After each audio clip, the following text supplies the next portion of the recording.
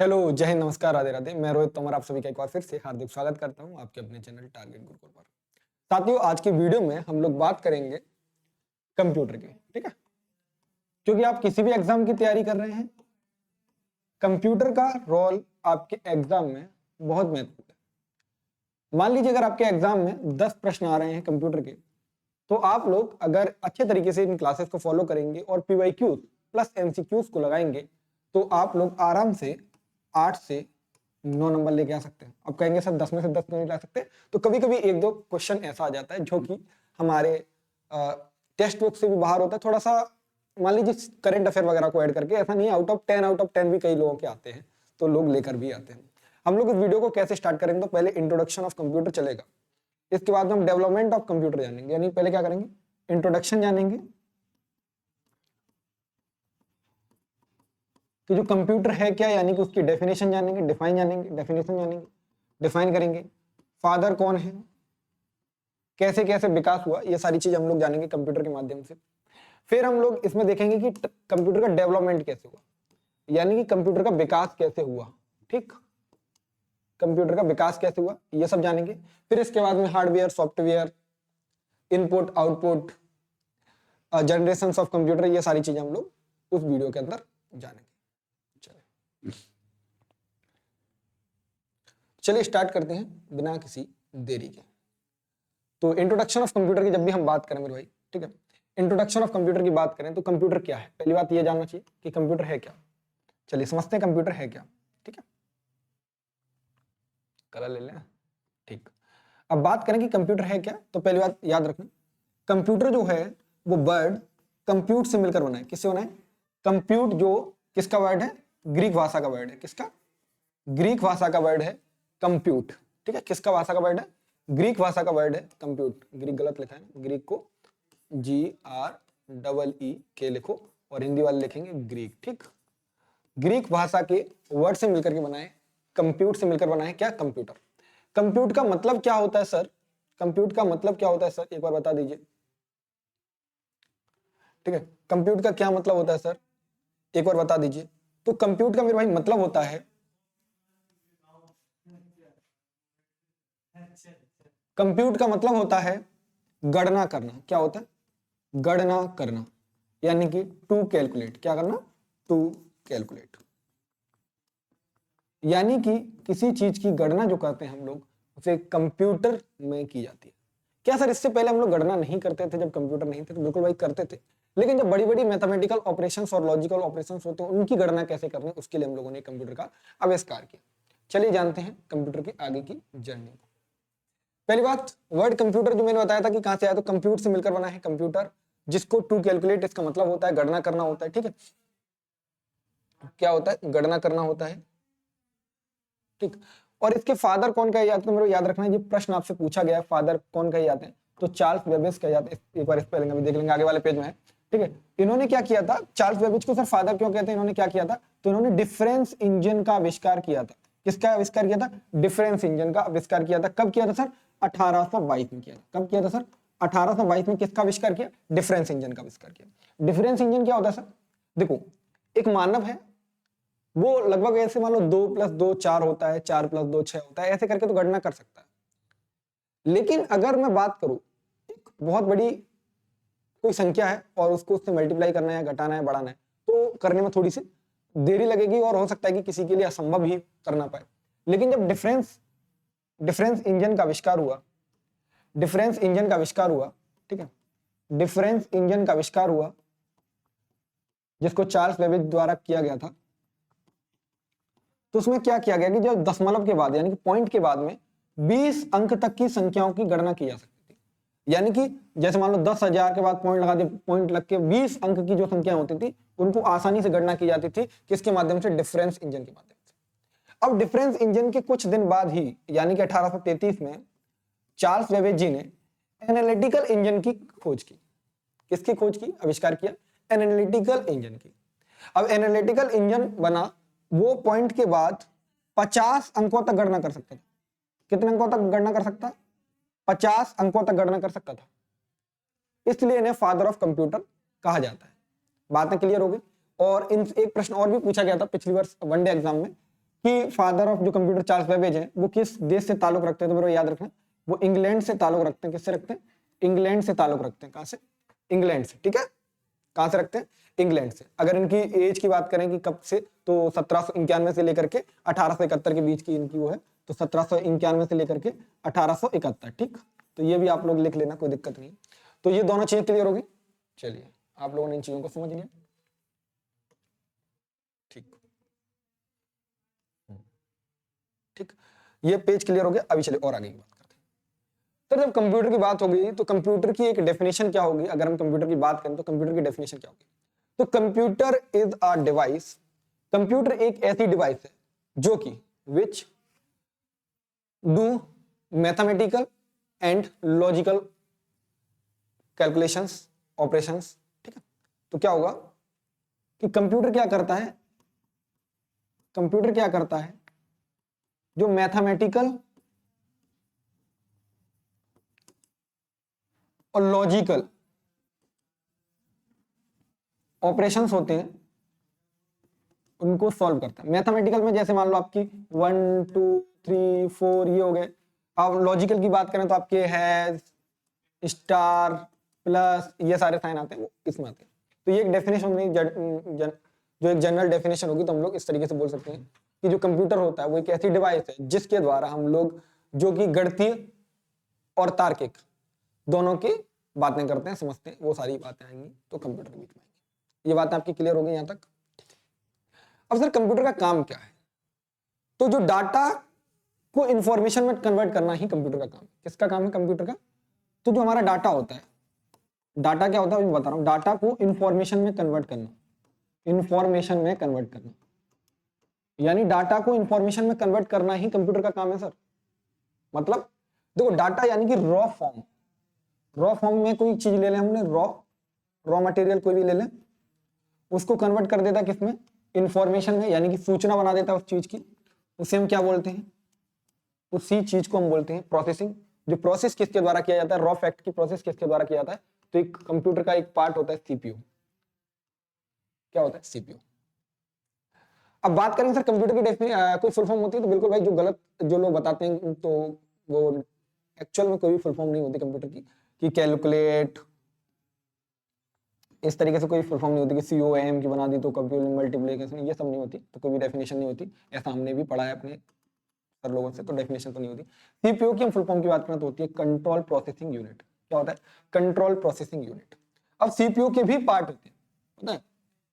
CPU के भी part होते हैं भाई। सीपीयू के 3 पार्ट होते हैं, एक होता है AMU, एक होता है CU और एक होता है MU, यानी कि analytical mathematical unit, control unit, और आपका होता है मेमोरी यूनिट, या फिर हम बात करें स्टोरेज यूनिट की। किसकी बात करें? स्टोरेज यूनिट की। अब इनके काम भी अलग अलग है, काम भी अलग अलग है। काम कैसे अलग अलग है? कि जब हम कोई डाटा देते हैं, यानी कि हम देने वाली चीज को क्या बोलते हैं? इनपुट दिया हमने, क्या दिया? इनपुट दिया। जब हमको रिजल्ट के फॉर्म में मिलता है उसे बोलते हैं आउटपुट। बीच में क्या होती है? प्रोसेसिंग होती है, प्रोसेसिंग होती है, प्रोसेसिंग होती है। ठीक, बीच में क्या होती है? प्रोसेसिंग होती है। तो किसके द्वारा की जाती है? सीपीयू और कंप्यूटर का। जो सीपीयू को हम कंप्यूटर का ब्रेन भी कहते हैं, माइंड कहते हैं, कंप्यूटर का ब्रेन कहते हैं। ठीक है, ये सारी चीज हम लोग किसको बोलते हैं? इसको बोलते हैं। ठीक, अब क्या होता है? जैसे डाटा को इंफॉर्मेशन में कन्वर्ट किया जाता है तो ईडीपी बनता है। क्या बनता है? डाटा को कन्वर्ट, डाटा को इंफॉर्मेशन में ले जाने को तो क्या कहलाता है? तो ईडीपी कहलाता है। क्या कहलाता है? ईडीपी। ईडीपी का मतलब होता है इलेक्ट्रॉनिक डाटा प्रोसेसिंग। क्या होता है? इलेक्ट्रॉनिक डाटा प्रोसेसिंग, ईडीपी कहलाता है। जब हम इनपुट आउटपुट इन सब से निकालते हैं तो ईडीपी निकलता है। ठीक, ये बातें क्लियर होगी। अब ये डेफिनेशन लिखी हुई है, मैं केवल आपको समझा रहा हूँ। इस चीज के बाद हम लोग धीरे धीरे पढ़ते जाएंगे तो चीजें और अच्छे से क्लियर हो जाएंगी। तो आप लोग ये सारी चीजें समझ गए। अब इसके अंदर जब हमने कोई डाटा दिया, मान लो कोई इनपुट दिया, तो सीपीयू के अलग अलग पार्ट कैसे काम करेंगे?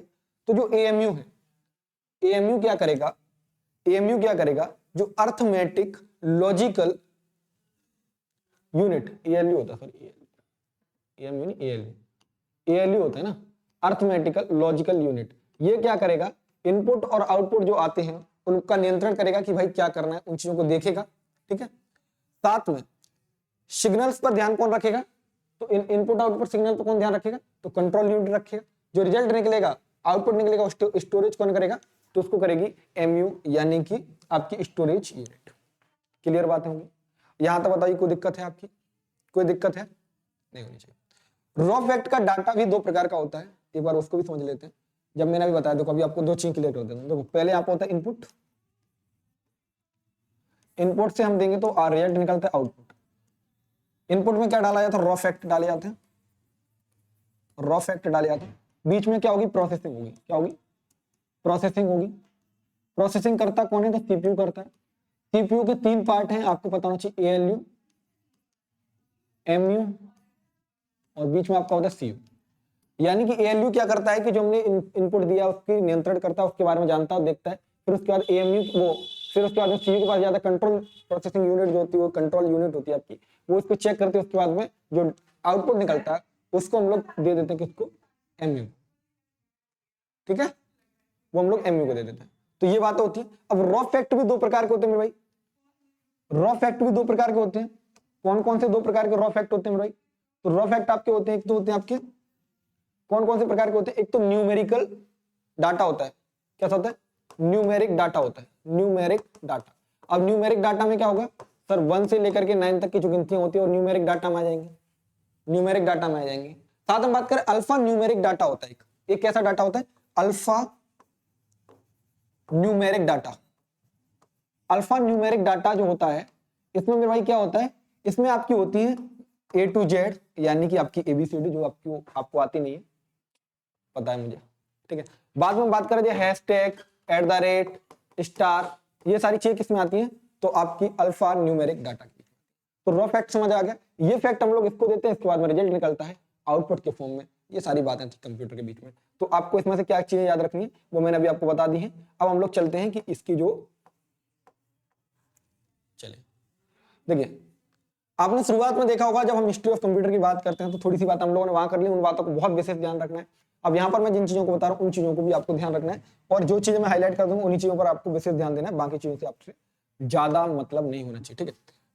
ये आविष्कार जन्म के साथ एक लकड़ी, देखो आपने देखा होगा कि एक एबेकस होता था, आपने देखा होगा खेलने के लिए, बीच में उसमें गोल गोल डाले जाते थे और उसके थ्रू मैथमेटिकल ऑपरेशन किए जाते थे, ठीक है। तो एबेकस से बना है, जो कि क्षितिज था, ठीक है, ठीक।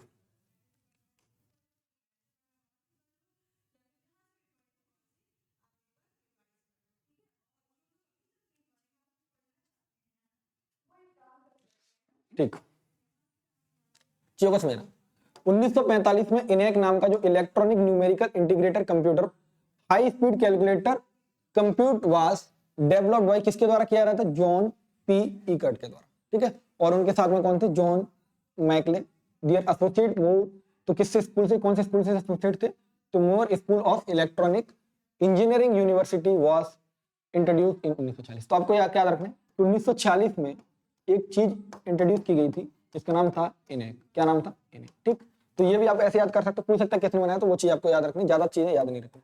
ये क्या करेगा कि ये 1000 टाइम फास्टर था जो प्रीवियस कंप्यूटर थे, जो 1800 वो 80,000 वैक्यूम वाले थे, उनसे 1000 गुने ज्यादा स्पीड में थे, ठीक।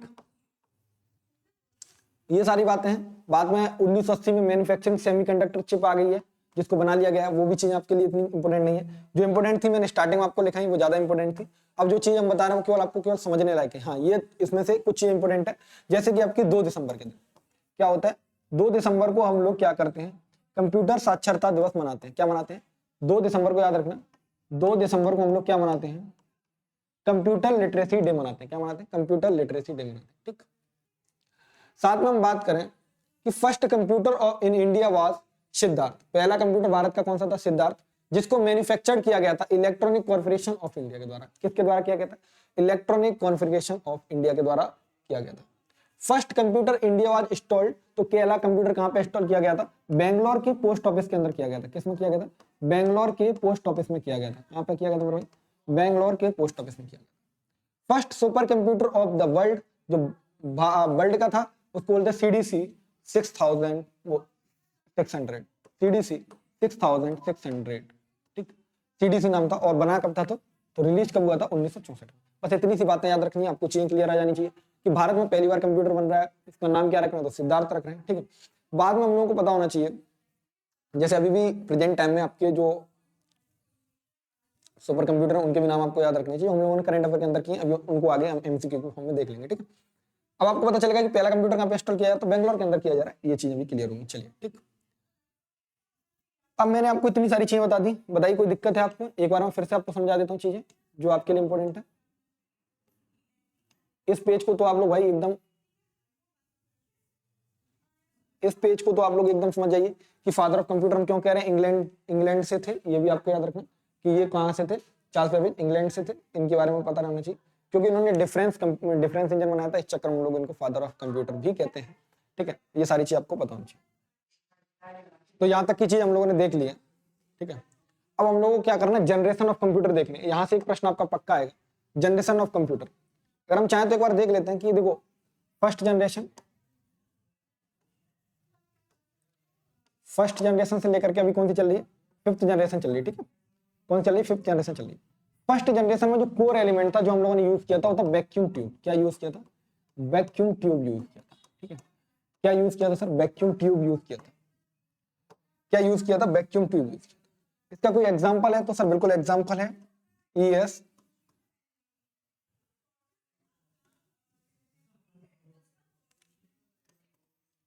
EDVA के एक एग्जाम्पल हो जाएगा, एक EDSA के, ये दोनों फर्स्ट जनरेशन कंप्यूटर के एग्जाम्पल है, ठीक है।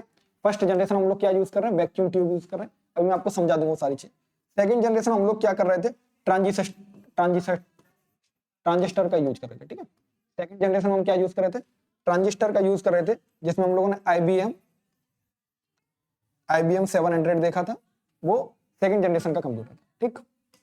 यहीं पर हम बात करें थर्ड जनरेशन की, तो थर्ड जनरेशन में इंटीग्रेटेड सर्किट की बात कर रहे थे। किसकी बात कर रहे थे? Integrated circuit. किसकी बात करें? Integrated circuit. अब इंटीग्रेटेड सर्किट की बात करें तो कौन सा था? तो उसमें IBM 600 था, इसमें IBM 360 था। क्या था? IBM 360। फोर्थ में था, फोर्थ जनरेशन में, फोर्थ जनरेशन का कंप्यूटर का नाम क्या था? जैसे हम लार्ज इंटीग्रेटेड सर्किट बोल रहे थे, इंटीग्रेटेड सर्किट बोल रहे थे, ठीक है। जैसे हम लोग देख सकते हैं जो एप्पल है, एग्जांपल के लिए एप्पल, DCM, ये उसके एग्जांपल्स थे, ठीक है। और पांचवा कौन सा है? तो पांचवे को ऑप्टिकल फाइबर बोल दो, ठीक है। पांचवे को ऑप्टिकल फाइबर बोल दो, या फिर हम बोल सकते हैं कि आर्टिफिशियल इंटेलिजेंस। तो यहाँ पर मैंने लगा के रखे, एक बार देख लेंगे।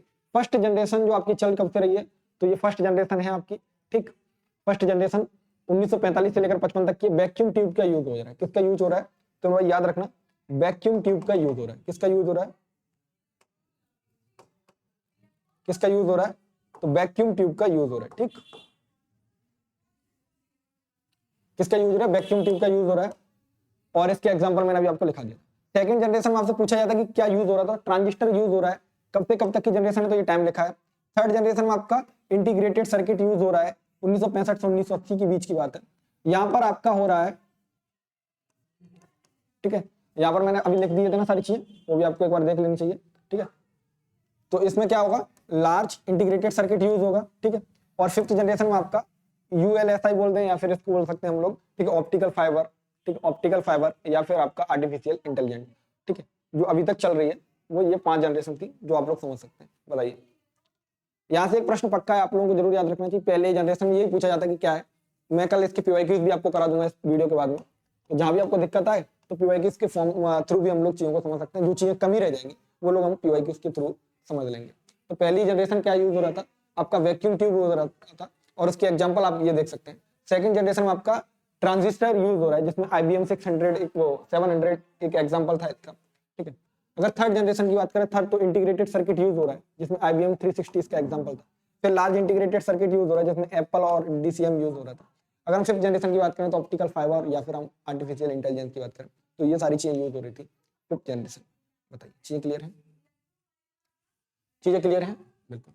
अब हम बात करें कि टाइप्स ऑफ कंप्यूटर कौन कौन से होते हैं, तो मेरे को याद रखना कि कंप्यूटर 3 प्रकार के होते हैं। कंप्यूटर 3 प्रकार के होते हैं, एक होता है एनालॉग, एक होता है आपका डिजिटल कंप्यूटर, एक होता है हाइब्रिड कंप्यूटर। एनालॉग कंप्यूटर क्या होगा? डेटा हैंडलिंग की क्षमताओं के आधार पर कंप्यूटर को 3 प्रकार से बांटा गया। ठीक है, on the basis of data handling, यानी डाटा को स्टोर करने वाले डाटा हैंडलिंग। हाइब्रिड मोड आप लोग जानते हो कि जब ऑनलाइन और ऑफलाइन दोनों को मर्ज कर देते तो हाइब्रिड बनता है। उसी तरीके से जब एनालॉग और डिजिटल को हम लोगों ने मर्ज किया तब बना हाइब्रिड।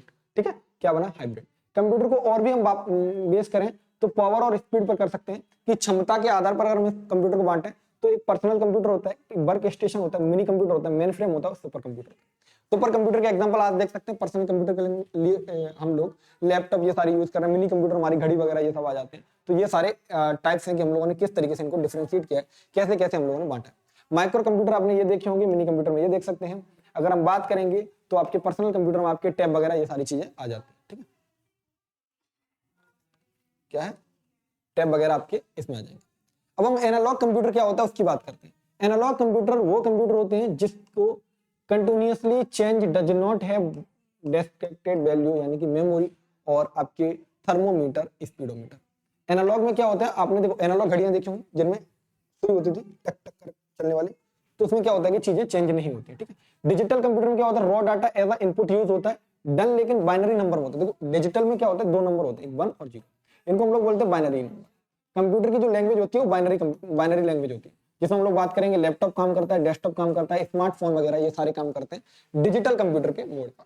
एनालॉग आपको समझ आ गया। एनालॉग के अगर एग्जांपल आपसे पूछे तो स्पीडोमीटर, थर्मोमीटर, ये सारे एग्जांपल आपके किसके होते हैं? एनालॉग के होते हैं। यहीं पर हम बात करें हाइब्रिड कंप्यूटर की, तो hybrid computer these have features of both digital और एनालॉग। मैंने जैसे भी बताया कि इनमें क्या होता है कि दोनों के फीचर्स आ जाते हैं। जब आप लोगों ने सुना हाइब्रिड क्लासेस चल रही है, यानी कि ऑफलाइन भी चल रही हो और ऑनलाइन भी चल रही है, उसको बोलते हैं हाइब्रिड। तो वही तरीके से यहाँ पर आएगा। ठीक है, these can process both distracted computer. इसमें प्रोसेसिंग की बात करें तो पेट्रोल पंप पर आपने देखा होगा पहले एनालॉग लगे रहते थे, लेकिन आज के टाइम पर ये आ गए। साथ में बात करें as a calculate both quantity and price, दोनों करते हैं कि एक तरफ तो नाप रहा है और ऊपर से प्राइस भी बता रहा है कि भाई जीरो का इतना होता है एक।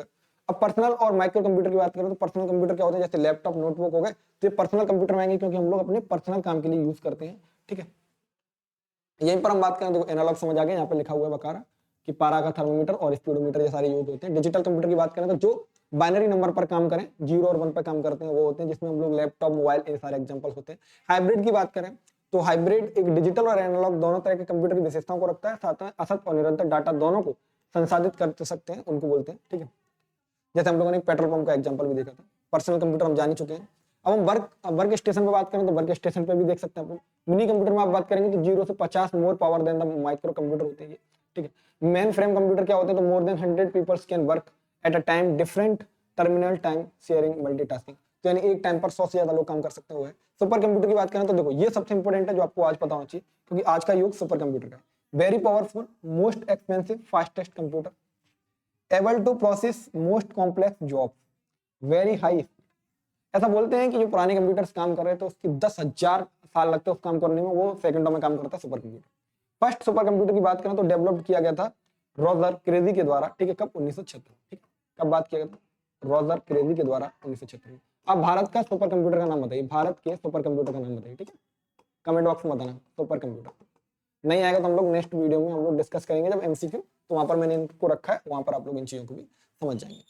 तो ये सारे हिंदी में भी है, आप लोग हिंदी वाले भी देख सकते हैं। ठीक है, अब हम क्वांटम कंप्यूटर की बात करें तो सर क्वांटम कंप्यूटर क्या होता है, एक इस प्रकार का कंप्यूटर होता है जो विकास के अंतिम चरण में है। ठीक है, ठीक, जो बाइनरी बिट्स पे काम करता है। बिट्स मैंने भी बताया था आपको, 0 और 1, ये बिट्स पे काम करता है। क्यूबिट बोलते हैं इन्हें, क्या हम बोलते हैं तो क्वांटम बिट्स बोलते हैं।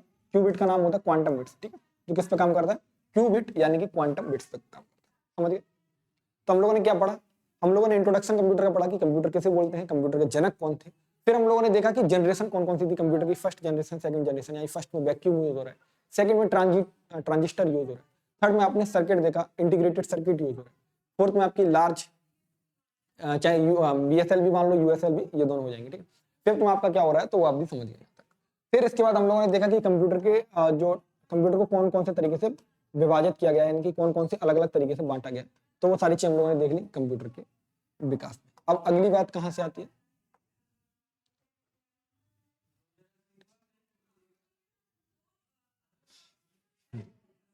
तो computer is organization in the 3 basis. आपको पता है, सेंट्रल प्रोसेसिंग यूनिट यानी कि सीपीयू, सीपीयू से मिलकर बना होता है, मेमोरी यूनिट और इनपुट आउटपुट यूनिट, आपको बताइए।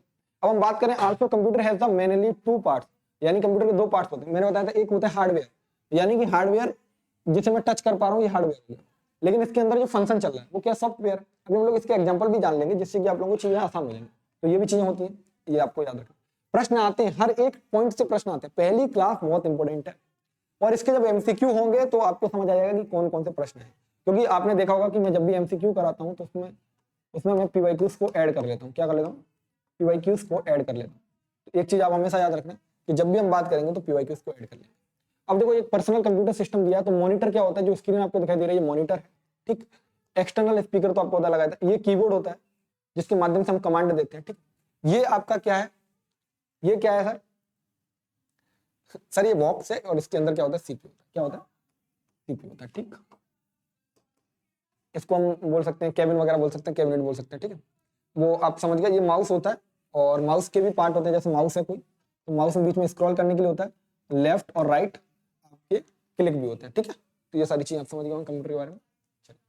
अब हम बात करें सेंट्रल प्रोसेसिंग यूनिट यानी कि सीपीयू की बात करें तो इसको कंप्यूटर का दिमाग कहते हैं, कंप्यूटर की मेमोरी कहते हैं। और आपको पता है, मैंने बोला था कि इसको 3 पार्ट में बांटा जाता है।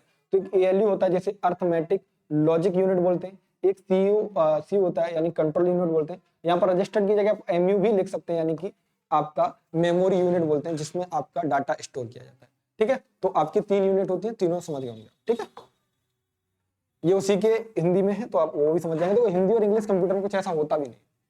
अगर हम बात करते हैं अर्थमेटिक लॉजिक यूनिट क्या करती है सर, तो arithmetic logic unit all arithmetic and logical operations need to be done instructions. तो जो प्रोग्राम को नियंत्रण किया जाता है वो किसके द्वारा किया जाता है? इसके द्वारा।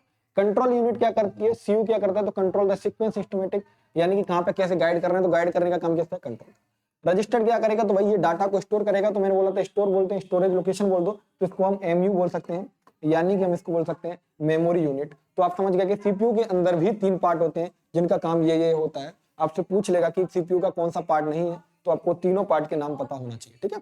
अब हम बात करें कि इनपुट डिवाइस क्या होती है और आउटपुट डिवाइस क्या होती है, तो ये सारी बातें हम लोग नेक्स्ट वीडियो के अंदर करेंगे जब हम पार्ट 2 बनाएंगे, ठीक है।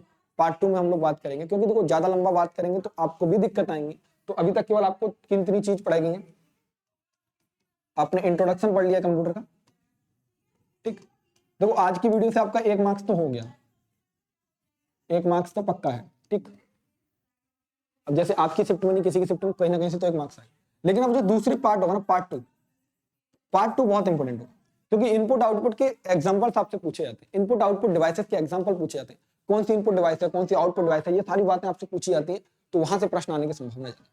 तो आप लोगों ने अगर आज की वीडियो देख ली और आपको ये क्लास पसंद आती है तो वीडियो को लाइक कर सकते हैं, चैनल को सब्सक्राइब कर सकते हैं। हमारे लिए अगर कोई फीडबैक है तो वो भी बता सकते हैं कि और कंटेंट में हम लोग क्या इजाफा कर सकते हैं जिससे कि आपकी और भी अच्छी तैयारी हो सके। चलिए बहुत बहुत धन्यवाद हमारे साथ जुड़ने के लिए। ऐसे जुड़े रहिए टारगेट ग्रुप के साथ। जय हिंद, राधे राधे, नमस्कार, बाय बाय, टेक केयर।